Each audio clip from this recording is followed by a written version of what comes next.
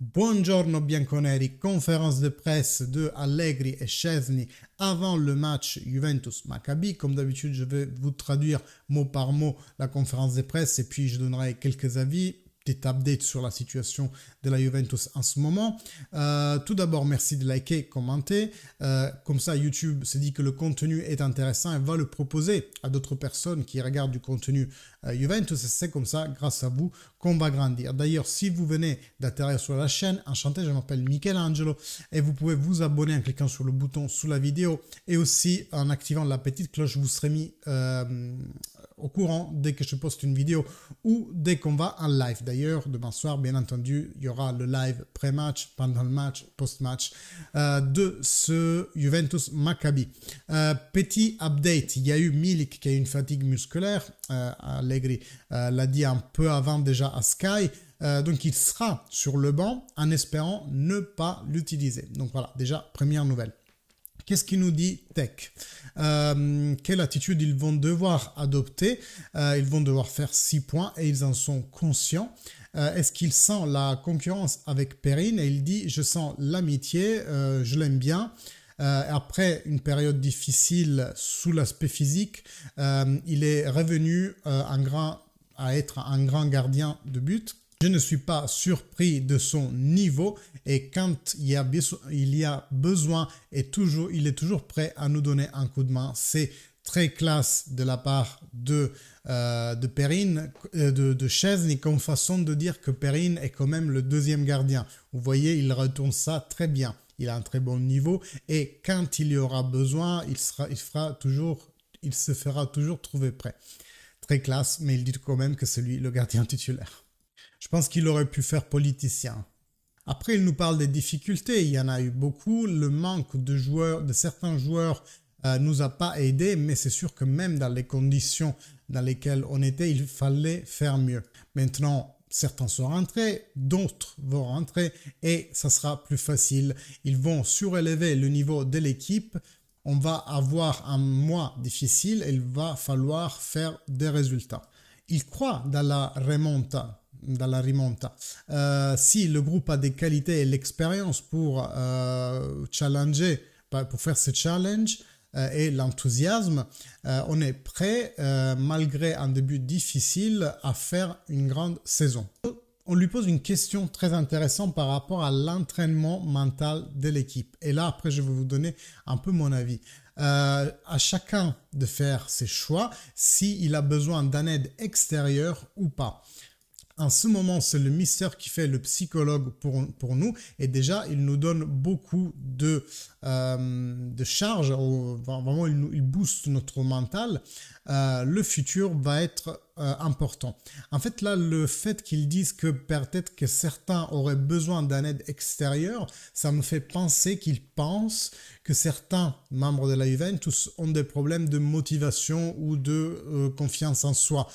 C'est pour ça qu'il dit chacun fait ce qu'il veut, mais s'il y a besoin d'aide extérieure, en gros, il ne faut pas trop hésiter. Moi, je la lis comme ça. Sur le fait qu'Allegri fasse psychologue en ce moment, c'est pas tellement nouveau quoi, parce que on sait que l'aspect tactique il est sûrement de moindre impact chez Allegri. Par contre, c'est vraiment quelqu'un qui sait construire des champions. Il a par exemple démontré du passage de Conte à lui-même, où il y avait une équipe certes très rodée, certes avec une tactique impeccable, mais qui n'arrivait pas à franchir un seuil vraiment du point de vue mental. Vous vous souvenez, il avait dit, quand j'étais arrivé à la Juventus, on avait peur, les joueurs étaient blancs comme ce ballon avant d'affronter le Malmo. Donc je veux bien qu'on bâche sur Allegri du point de vue tactique, surtout en ce moment. Par contre, il faut bien lui reconnaître quelque chose, c'est qu'il sait donner une impulsion mentale à ses joueurs. Certes, encore il ne l'a pas fait dans cette Allegri 2.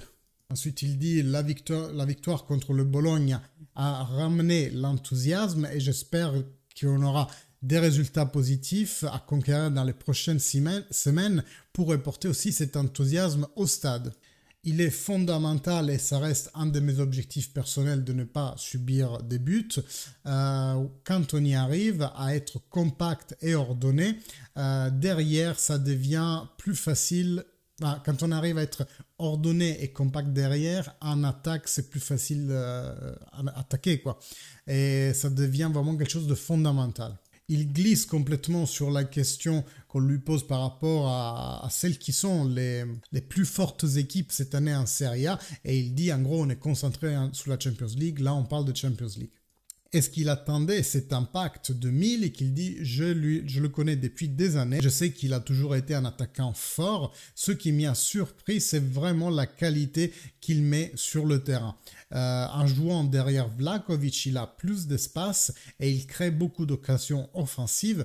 Je suis content de ce qu'il est en train de faire et on voit qu'il a un futur à la Juventus. Espérons bien.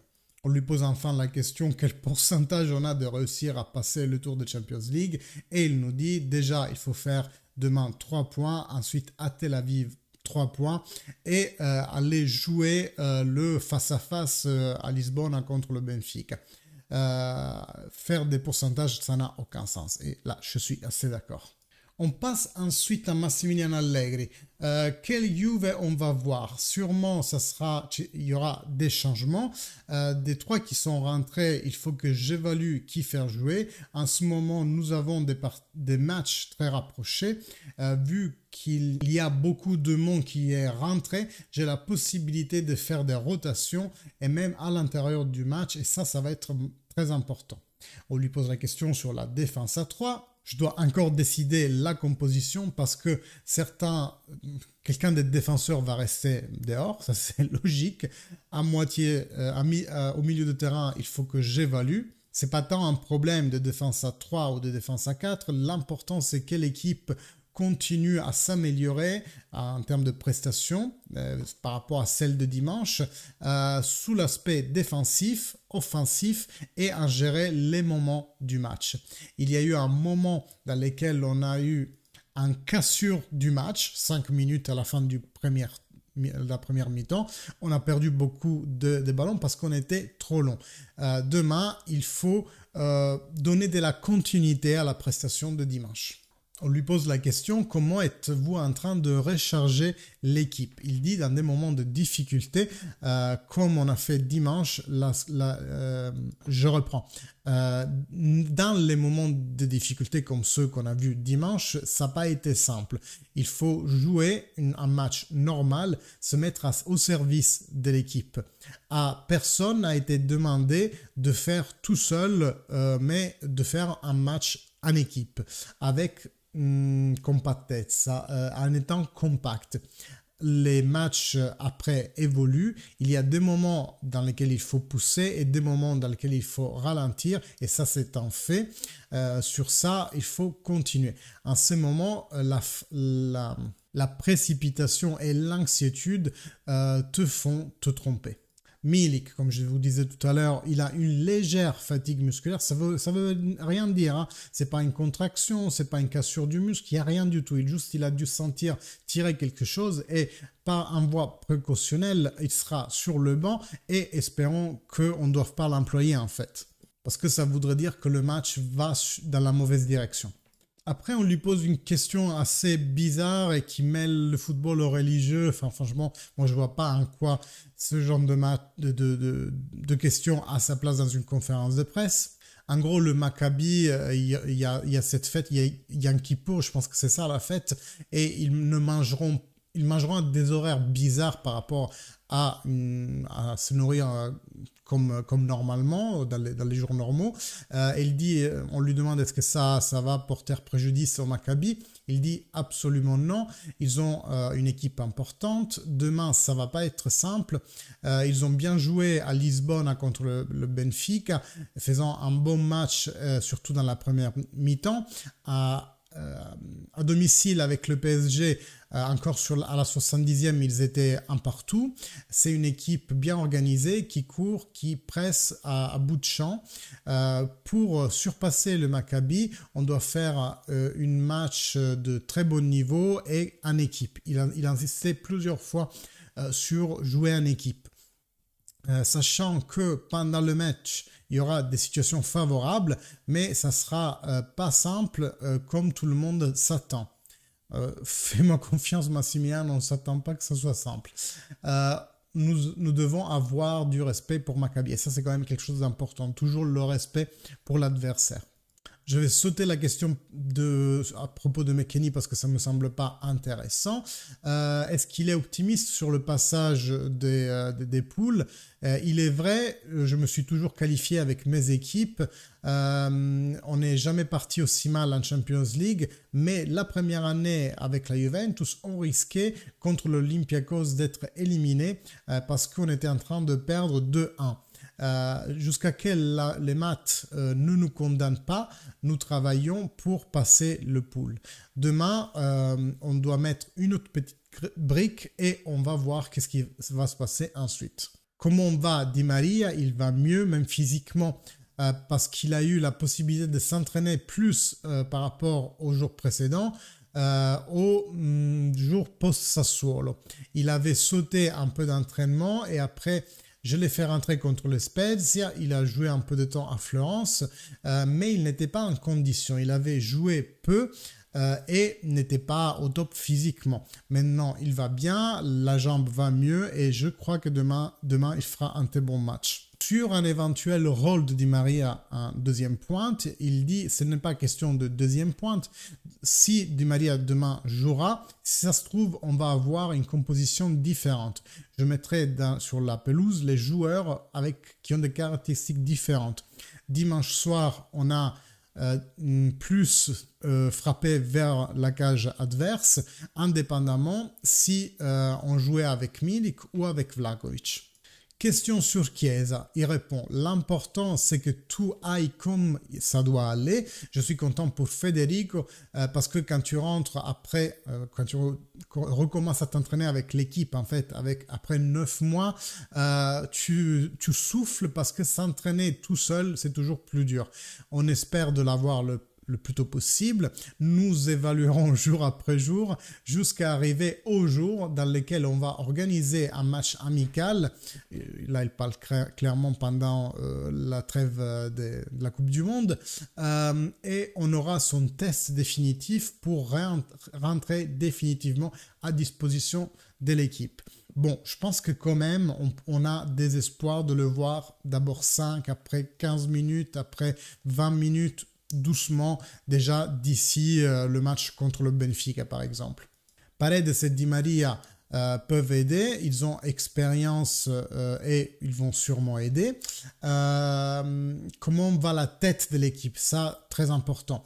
Jouer comme l'autre soir en totale sérénité, sans pression et sans l'anxiété du résultat, ça a fait en sorte que il y a eu un bon développement du match. Dans les matchs précédents, nous avons joué avec trop de pression et trop d'inquiétude de résoudre tout de suite.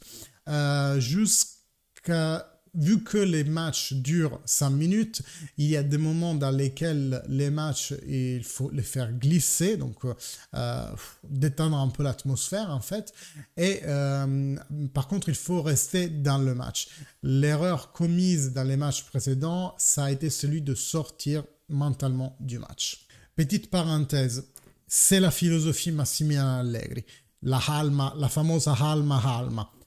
C'est pas forcément un truc à prendre à la négative, je pense. Il est vrai quand même qu'il y a des moments dans le match. Des fois, tu as tout intérêt à faire défouler l'adversaire tout en restant hyper concentré pour après repartir de plus belle. Vous savez pourquoi? Simplement pour un truc très simple.